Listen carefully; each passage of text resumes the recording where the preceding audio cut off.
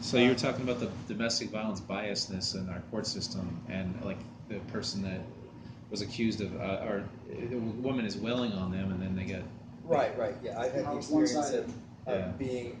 We're good. Yeah. Right. Oh yeah. So I've had the experience of, you know, having a client, and we're out one night at, we're gonna go to some music club. He's a guy I do some music with, and he has a domestic violence case where he's explained to me that he's falsely accused, and so we're getting out of the car, parking, and what we see is a few couples, and one couple, obviously what's going on is the woman, maybe girlfriend, maybe wife, wants the keys from her boyfriend because he's too intoxicated. Yeah. He doesn't want to give up the keys, and then she starts cursing at him, and eventually throws these punches, just winging punches, just like wild hooks. And the guy, and she catches him once or twice,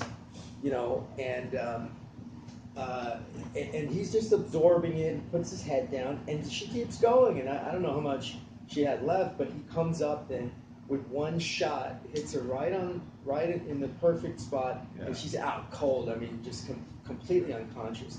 And the guy who was with me, my client, who was falsely accused in a domestic violence case, is like saying, "Hey, we got to go over there. He really hurt her." And I said to him, if you go over there, okay, and do that, I'm gonna have to grab you, because what he did was legally right. I mean, you don't have to sit there while a person punches you over and over and over again. I mean, she connected a few times, and he threw one punch and hit her in the right spot, and so what that shows you is that even people who should know better from experience don't. They have a bias towards, the victims in those situations, or the supposed victims in those situations, because had this guy been charged, he would have been, people would have assumed, or they would have thought, well, he didn't have to hit her. And, I don't know. At that moment, he didn't really have any reasonable options. And it's not that you have to have no other options. I mean, that's not the standard. The standard is, did you use reasonable self-defense? And when somebody is hitting you over and over again, just because some of them miss doesn't mean that it's not reasonable to throw one punch at them. Did the cops come out and take them? We didn't stick around long enough for that. But I mean, I think not. I don't think anyone. But you do a lot of domestic violence cases, right? I mean, Yeah. what's your percentage that you see, strangulation or the cops get called, the neighbors call the cop, or they don't want to press charges? Yeah. I mean, where they don't want to press charges is almost all. The state will pick it up and still prosecute them. Well, think about this. Here's this very common scenario: is that you have a couple in a casino, and I represent probably as many women as I do men. It's probably somewhat more men, but I represent a lot of women, and there are differences in the cases. Because women often get arrested on domestic violence because they tell on themselves, and the reason they do that is not because they're more truthful. It's that they don't think it's a crime to hit their boyfriend or husband. Yeah. And they think that if they slap him or push him because he did something what they consider stupid, that they should be allowed to do it. And they explain, a cop comes out in the domestic violence call, and they ask the woman, did you slap him? Well, yeah, I slapped him, but that's because he left the toilet seat up. I had one case where a woman committed a domestic battery because her boyfriend didn't tell her the ending of a show, and I won't ruin it, but a particular show where a character was supposedly dead, but he wasn't. She thought that he should have told her that this character wasn't really dead because it was upsetting her that this character was dead. Yeah. And so he knew, because he'd seen it before, he should have told her that, in fact, let's just say Sherlock Holmes was actually alive. And so she... yeah, that was the reason. And so, you have a lot of cases like that, and it's... I could go on. But well, Mike, I've heard a lot of constituents telling me about this, Yeah. where the cops will call the cops up. The cops will, Sure. the neighbors will call the cops on them, Oh. and they'll have to take somebody to jail. It used to be Yeah. a 24-hour cool-off period. Now they're Right. taking them to jail for any reason, and it's yeah. So that right. I mean, and so if they have probable cause. Now, most instances of domestic, you have a lot of them that are, a woman pushes a man, let's say, in line somewhere in a casino. Yeah. And then they have it on camera, so that's probable cause, and they can be charged just from that. I mean, nobody really wants anybody to be charged in that situation, and yet you have these laws. I mean, the purpose of those laws is to prevent. Now, keep in mind, I do see some cases of where you truly have an individual who is abusive and has the person sort of on, but it's men and women. Yeah. And so people know about the stereotypical man abuser, but they don't really know about the stereotypical woman abuser. Now, he could probably just, certainly just wring her neck if he wanted to, but he doesn't, because the even when the other person's physically stronger, the control that they have is not really based on physical strength or size. Yeah. You have certain type of people that are agreeable type people, and you have other people that are, controlling, and in some ways, that I don't know, is that, do people choose that? I don't know, but or is it inherently a bad thing? I mean, these people find each other. If you have two people that are controlling, they're never going to work together. And if you have two people who are basically indecisive and that sort of thing, that's not going to work either. But that is the type of situation where you can have plenty of women, even men or women, that are the abusive partner in that type of situation. And oftentimes, it's after years and years of sort of getting into a certain routine. But most cases of domestic violence do not fit that pattern, and that was the pattern that domestic violence laws were designed to accommodate. I was interviewed for a story on domestic violence once from the news. I forget which channel it was, and they were doing a story about a women's shelter closing down. And they asked me a bunch of questions, and my answers didn't really fit into the narrative that they already knew they wanted to tell. I told them something new, which is that, because women's shelter, okay, when are women's shelters relevant to domestic violence? When you have the stereotypical man abuser that is, believe me, is in the minority of cases. So most women don't want to beat the crap out of their women. Yeah, well, statistically, studies have shown that women actually are more likely to instigate the physical aspect of a domestic dispute like that. Yeah. That is consistent with my experience. Yeah. Is that now let's take it more a type of case that's a little bit more common, but more balanced between the man and the woman.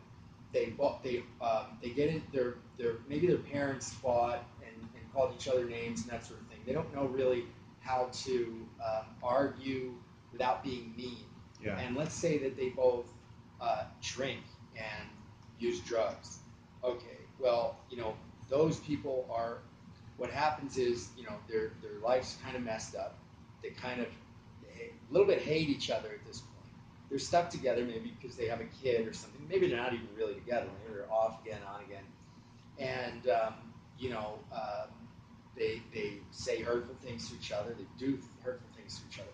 At some point, they've been drinking. It's always, alcohol's involved in probably, it's closer to 100% than it is 75%. Yeah. They've both been drinking, and the woman pushes the man, and she's probably done it. Oh, and hits the man too. But he doesn't. The past 20 times she did it, he didn't do anything. But now he's pretty drunk and pretty pissed off, and maybe she scratched his face this time, and he's just kicked him in the balls or something. Maybe. And so she's coming at him, and he pushes her, you know, maybe let's say a little harder than he would have to. I mean, he doesn't really try to get out of that situation like he could, but again, the law doesn't require that he flee to the hills when someone's attacking him. That's a very typical scenario, and so is that, is that the scenario that these laws are designed for? Not at all. Well, how would you change the laws, Mike? If it was like you've seen a lot of cases, what would you do to help affect the domestic violence situation in the laws? Well, I mean, I think that I'm not a fan in general of any mandatory minimums. Yeah. We have for the first offense mandatory minimum 2 days in jail. Now that even when people get convicted, that's avoided in most instances. However, if you go to trial and you lose, you will often get that minimum. So at least, and sometimes more. I mean, people do end up getting punished for going to trial, which never should be the case. That if they're wrongfully convicted or accused, and then they go to trial to clear their name, they face more penalties. Right.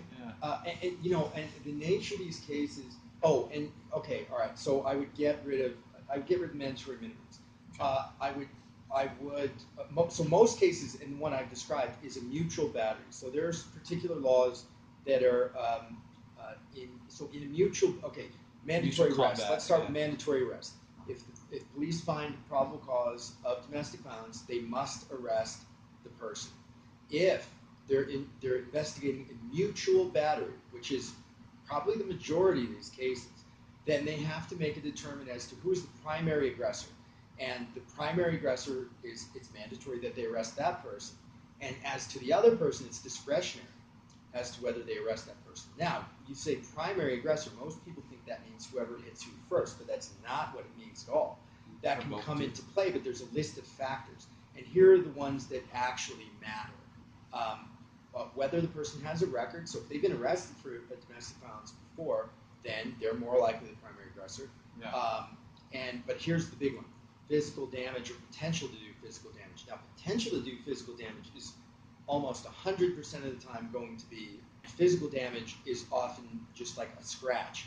And a lot of times, I mean, I can tell you time and time again, and maybe they're all lying, but they say, well, the scratch that they took a picture of, that was from my pit bull from a week before.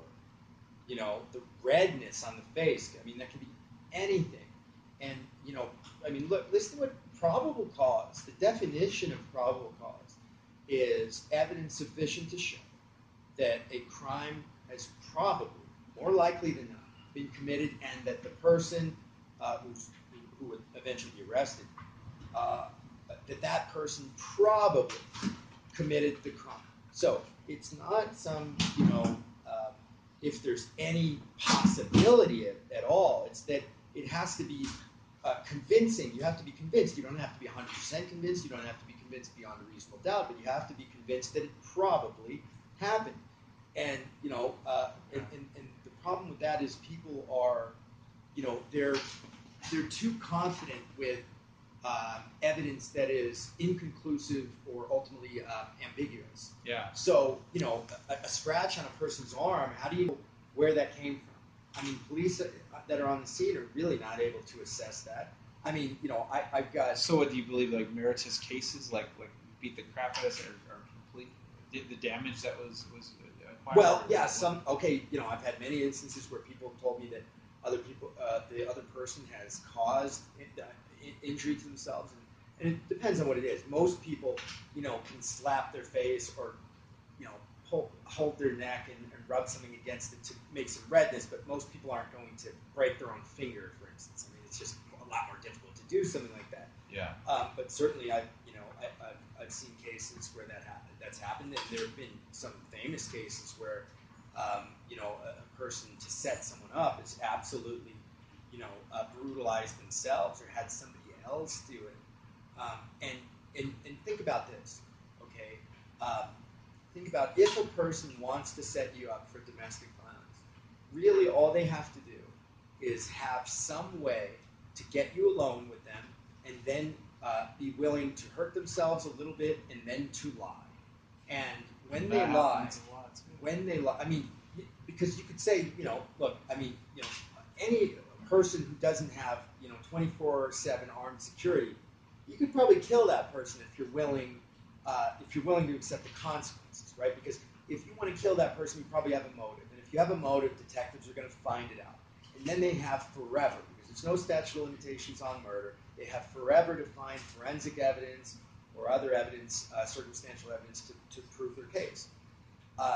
Now, if you want to ruin a person's life by falsely accusing them, compare that. All you have to do, find a way to know where they are or to get them alone, preferably, and then just be willing to lie. And you don't have to have all that much credibility. Your story doesn't have to make much sense. And there's no entrapment laws here either. Well, no entrapment, but what's important is that when you're talking about a false accusation like that, there are virtually no cases where a person who makes a false accusation ever gets prosecuted. Yeah. Sometimes it happens, but oftentimes you have a case where an alleged victim really has no credibility, has told 3 different stories, and even if the case ends up being dismissed, the prosecutor never prosecutes that person. So why not take a shot at it? And sometimes people, they make a false accusation, and then they get what they want. They get the person arrested, because sometimes, lies can be a form of violence. Maybe you're not physically strong enough to beat down your partner, but maybe so what you do instead is you hurt him another way. Yeah. And you get somebody else to throw him in the cage or take away his kids, take away his house, and that is, violence is very satisfying for people who hate another person, and that's often the case at the end of a relationship. So you would change the laws in that regard. Well, yeah. Let me jump back. So what I was talking about was the primary aggressor laws. So primary aggressor, it's the potential for doing more damage. That fact, so I can get real specific on it. The factor of the potential for doing more damage, that doesn't make any sense. Who cares about potential? Isn't it what the person actually did? I would say that the person who is the primary aggressor would be the person who, and you can borrow language from jury instructions on whether a person has a right to self-defense. You don't have a right to self-defense when you seek the quarrel. So the person who literally started the fight, even if it starts as an argument and it escalates, or the person who escalated it. It should be more like that than a person who potentially could have hurt the other person but didn't, because there's a term in the law, probativeness. It means something that makes a material fact, so a fact that's connected with the elements of a charge or a defense. So probative is makes a material fact more or less likely. Now, is the fact of the potential that a person has to hurt a person, is that probative of whether they hurt the person, or whether they were, let's say, whether they were the primary aggressor? Well, okay, you can make the argument that, yeah, the fact that they potentially could have hurt the person because they had the ability to, that maybe that means that they were the primary aggressor because a person, tends to use the tools at their disposal, right? You could say that.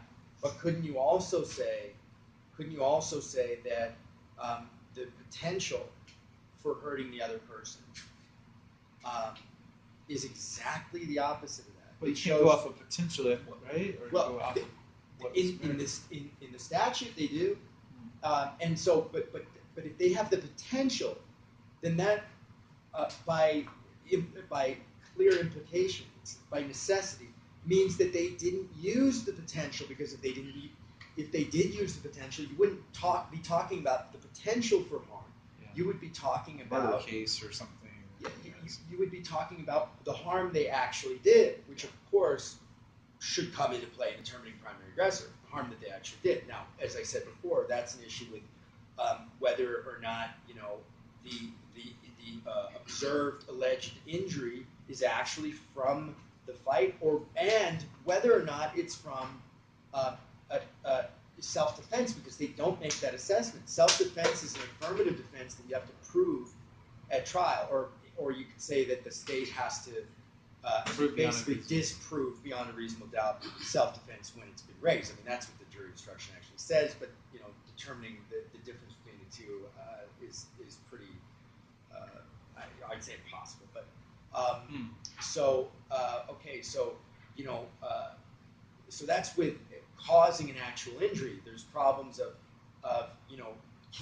did they actually prove though that injury came from the alleged physical incident, and that if there was no other source, of that injury, and keep in mind too that when a person is saying, oh, I got this injury from this incident that occurred a few hours ago, whatever. The fact that they can believably lie. Really, and this is with the intent to put that person in jail or prison or cause harm. Yeah. Well, and vindictively. Sometimes people ask, well, why would somebody lie about that? And I said, well, I can give you 20 different reasons why a person might lie in that situation. But here's this really scary thing: people don't need much of a reason at all. Yeah. They could just be mad, and then they don't. They don't think about the consequences of their actions, and then once they are on record as saying a particular thing, they don't want to admit that they lied in the first place. And so for them, it's easier to just continue saying the lies many times as they need to, because no one's going to not believe them. They have a victim witness person with them there who holds their hand and says, and walks them through it. And it's like, maybe sometimes I would think they would wonder whether or not they're comforting a person emotionally who is distraught, because they know they have to lie and they don't really even want to do it at that point. And this all came about when the feminist movement and the VAWA Act, the Violence Against Women Act, the Clinton administration. So I think I would, now there's two schools of thought. There's one school of thought that says there should be serious consequences for making false accusations. Which right now there isn't. Right. So should there be serious consequences? I think on some level, yeah, definitely. But the other school of thought is, well, that's not going to prevent it's really not going to deter false accusations, probably, because the person, it's going to happen, and it happens now in because there are punishments for false accusations, just nobody gets prosecuted. So how do you change that? I don't know. But maybe you have some sort of, you go the opposite direction, because the false accusers are never going to be prosecuted, and so it's never going to be a deterrent, because it exists right now. You could do that. You false statement to police officer, or perjury if this false statement is given under oath. So maybe what you have to do, because it's a net benefit for people falsely accused, is actually provide some sort of an amnesty for these false accusers, and so that they can drop the case by admitting that they lied. Or giving a chance system or something. They do it once. Sure. But they can, the devastation they can cause with that lie. Right. People who fall. Yes, there are certain people who learn that they can get sympathy and attention and victim mentality. Well, I'm talking about people who do it maliciously, over and over again. And I think there should be some sort of system of tracking that. Maybe, I don't know. I mean, some of these ideas are impractical. I haven't really. How would that be? But I mean, you could show circumstantially that a person, had a tendency to do this sort of thing. Well, in domestic violence situations and regarding custody, are in NRS 125.05 Yeah. C. It says The presumption. The presumption, you Yeah, can lose. If you're right, if you're perpetuator of domestic violence. then you're presumed not to be fit to be and it's primary custodian. And usually women and men, they can use that as a silver bullet to gain. Right. gain Yeah, I've seen men and women use that Yeah. against each other, and so it's not just women using it against men; it's men using it against women. It's a vindictive, manipulative, but it's sociopathic type of people using it against their partners. I mean, that's what it is. But and the silver bullet is there's no defense against it. Yeah. Really. I mean, once a person, there's anything on record that says you've even been accused, keep in mind, like, for instance, a person is charged with domestic violence, then they're automatically given a TPO, temporary protective order, if they want it. If there's a pending domestic violence case, it doesn't matter. There's no way to fight against it. It's just given on. Well, the TPOs are granted for almost any reason too, and they use it, and they use those as a way to say, I'm afraid for my life. There's no way that you could ever be safe from a TPO if a person who you live with wants in is in a romantic relationship with you. If they want to do it to you, there's nothing you can do, and you're going to get kicked out of your own house. Yeah, and if they show up, they can call the cops on you. It's ridiculous. Sure. Yeah, and then they can break the TPO and try to lure you into a situation of breaking the TPO. Mm-hmm. I've seen that many times. Many times. I hate doing TPO cases because of that. And they're trying to protect people because of all the prevalence of sure. Oh, and I'm jumping around a lot, but so when this news broadcast, they're talking about the women's shelter that closed down. What I told them was, well, most cases of domestic violence, because they said this is what they asked me. They said, and you can actually see a clip of it, and they kept part of this answer. They said, why are there so many domestic violence incidents in Las Vegas? Yeah. And I said, well, it's kind of a cultural problem. Now, they took that clip to support their idea that maybe what I was saying was it's a cultural problem of like violence against women, but that's not what I was saying at all. What I was saying was a cultural problem of Las Vegas because of drinking and because people come here, sex trafficking, and they get drunk. And they fight with their significant other, and they get into a pushing match, and there's a ton of cameras everywhere. That's what I was saying, but they made it. They distorted it, made it look like what I was saying was a cultural problem with, I think, violence against women. Yeah. If you only keep the first part of that answer, it fit into the narrative that they wanted to tell. But the more interesting part, because I wasn't saying because if there's a cultural problem here, it's like, that doesn't really say anything. It doesn't say why there would be more in Las Vegas than other places. But the actual interesting part of that answer, which is the truth. Yeah. They didn't even play that because it was outside of what they wanted to They knew what the story was already, and they just wanted me to give them sound bites that they could fit into that. Well, did you ask them if there's any men abuse shelters? Because I don't think there is any. Right. Yeah, and I don't, and in the double standard. Right. I don't. There's more homeless men than women. Yeah. And so you would think that they might need shelter since more of them are homeless. Yeah. Well, these are great concepts to think about. Mike, could you say your name and I'm Mike Pandulo, criminal defense attorney in Las Vegas. Cool. Thank you. No, thanks for your insight, man.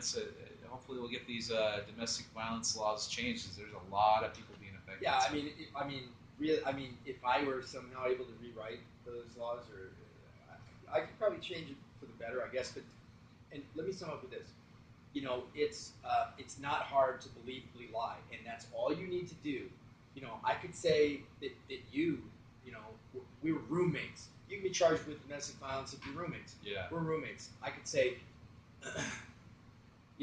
Michael McDonald, he's just a crazy son of a bitch. And, he beat me up, Look at me, man. I'm embarrassed to say it, but he beat me up, and, I was just tired of it.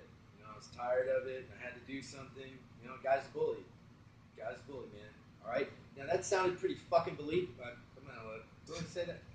I didn't know where you would put it, but I mean, it sounds believable. Yeah. Now, just because something sounds believable doesn't mean it's true. Incredible, yeah. I mean, you see my eyes. My eyes are green, right? I thought they were blue, but yeah. No, they're green. Okay. No, they're green. It's just the light. Look a little grayish or light blue. Yeah. No, I can't say. You were. You say they're green, right? No, they're green. My eyes are very, very green. I'm just kidding. They're fucking blue. Yeah. But I sounded believable when I said they're green. You made me right? question it. I believe you. That wasn't hard. I didn't go to acting school. Yeah.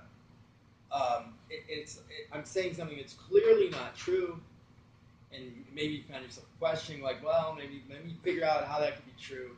That's all and you know, it's like we talk about the cultures. People, there is a culture of believing victims. We don't want to disbelieve victims either, but that's the problem. Is that's and a judge is supposed to have this discernment and have that. You know, the idea is that our system is supposed to be based on the idea that it's better for 100 guilty men to go free than it is for one innocent man to be wrongfully convicted. Benjamin Franklin originally said that. But he said 10 to 1. Exactly, yeah. It's not the case. Because I tell you, doing this, people would rather some innocent people possibly be wrongfully convicted than to let one guilty person go free. That's the thing that people don't want to do. Well, you're supposed to be innocent until proven guilty. Right. But even here, they keep you in jail or take a plea deal or take it to trial in 21 days. If you say to people that, innocent until proven guilty, what that means is by necessity, there will be many guilty people who go free because we cannot prove beyond a reasonable doubt their guilt. And people would say, well, I don't want that.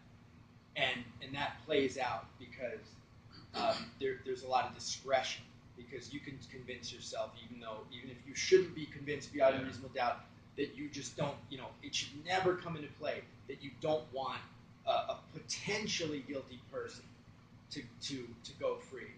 I mean, it's difficult. You think about it for yourself and do a thought experiment. Think about, if someone you cared about said that someone, hurt them in some way, and, would you act on that? Would you, do something to get retribution? You don't know. I mean, the person could be not telling you the truth, and if you have not or not, wouldn't act. Yeah. And I'm talking about even people like me. Yeah. Even though I know this, so there's something about that of the rush to protect people that can, get good people. I'm not saying bad people, good people, acting in ways that it's not that rush to protect a victim and to punish a perpetrator of violence. It's not that that's a bad thing at all. It's just that you can't design a criminal justice system around it. Yeah, you have to be there. Sometimes in the criminal justice system and in government in general, I mean, you have to when you're codifying things like domestic violence laws. Sometimes you have to do something that emotionally is hard, like potentially letting guilty people go free. Yeah, I definitely err on the side of caution or giving the person the benefit of the doubt on us.